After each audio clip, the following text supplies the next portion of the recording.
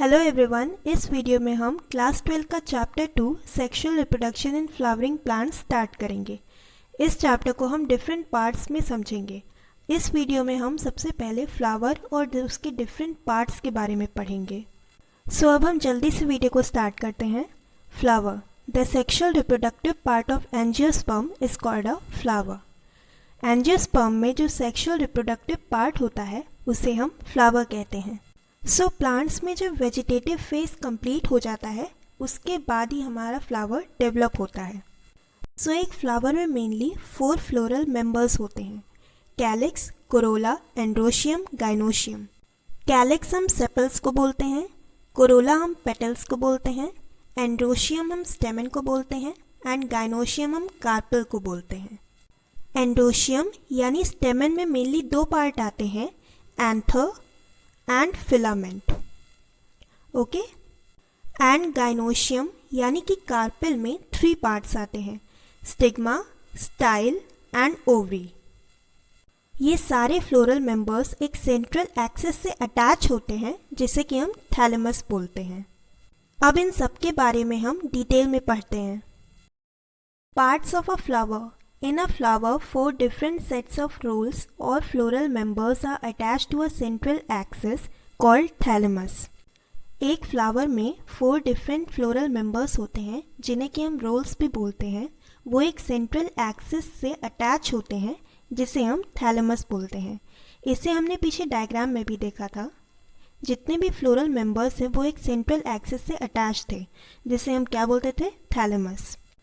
The outermost and the first accessory roll is of sepals and is called calyx. जो सबसे outermost and first accessory roll था जिसे हम sepals भी बोलते हैं उसे हम क्या बोलेंगे? calyx. प्लीज़ ये सारे नाम याद रखिएगा, ये एग्जाम में कई बार पूछे जाते हैं। The second accessory roll is of petals and is called corolla. Sepals के जस्ट ऊपर जो हमारी पेटल्स होते हैं वो हमारी सेकेंड एसेसरी रोल है जिन्हें हम कोरोला बोलते हैं। Next to the corolla is the first essential role of stamens called androecium. Corolla के बाद हमारा जो पहला एसेंशियल या फिर नेसेसरी रोल है जिसे हम स्टेमेंस या फिर एंड्रोशियम भी बोलते हैं। Second essential role is of carpel and is called gynoecium. Androecium के बाद हमारा जो सेकेंड एसेंशियल यानी कि नेसेसरी रोल है उसे हम कार्पेल या फिर गाइनोशियम बोलते हैं। कैलिक्स यानी कि सेपल्स ये हमारा फर्स्ट एसेसरी रोल है, कोरोला यानी पेटल्स ये हमारा सेकेंड एसेसरी रोल है, एंडोशियम ये हमारा फर्स्ट एसेंशियल रोल है एंड एंडोशियम को हम स्टेमेंस भी बोलते हैं एंड गाइनोशियम यानी कि कार्पेल ये हमारा सेकेंड एसेंशियल रोल है। अब हम चारों फ्लोरल मेंबर के फंक्शन के बारे में पढ़ेंगे। सबसे पहले हम कैलिक्स यानी कि सेपल्स के बारे में पढ़ेंगे। Its main function is to protect the flower in bud condition. Sepals का मेन फंक्शन होता है फ्लावर को बड कंडीशन से प्रोटेक्ट करना। It is smaller than petals in size. Sepals petals से साइज में स्मॉल होती हैं, हमने अभी पीछे डायग्राम में भी यही देखा था। When green it is photosynthetic in nature. जब सेपल्स ग्रीन होती हैं तो वो फोटोसिंथेटिक की प्रोसेस में हेल्प करती हैं। When coloured it attracts insects for pollination. जब सेपल्स कलर्ड होती हैं तो वो इंसेक्ट्स को पॉलिनेशन के लिए अट्रैक्ट करती हैं। Second one is corolla means petals. It provides colour and scent to attract pollinators. Petals एक फ्लावर को कलर एंड सेंट प्रोवाइड करती हैं पॉलिनेटर्स को अट्रैक्ट करने के लिए। They also provides protection to the other floral members.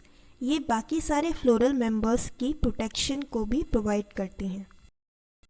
Third one is androecium जिसे कि हम स्टेमन भी बोलते हैं। इसमें 2 पार्ट होते हैं, anther and filament.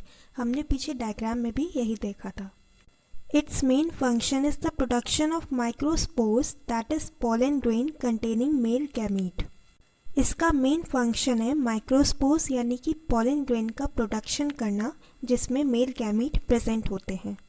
Fourth one is gynoecium जिसे हम कार्पेल भी बोलते हैं। इसमें 3 पार्ट्स होते हैं, stigma, style and ovary. It's main function is the production of megaspores. इसका मेन फंक्शन होता है मेगास्पोर्स का प्रोडक्शन करना। एंडोशियम का मेन फंक्शन था माइक्रोस्पोर्स का प्रोडक्शन करना। So thank you for watching this video. Please like, subscribe and share.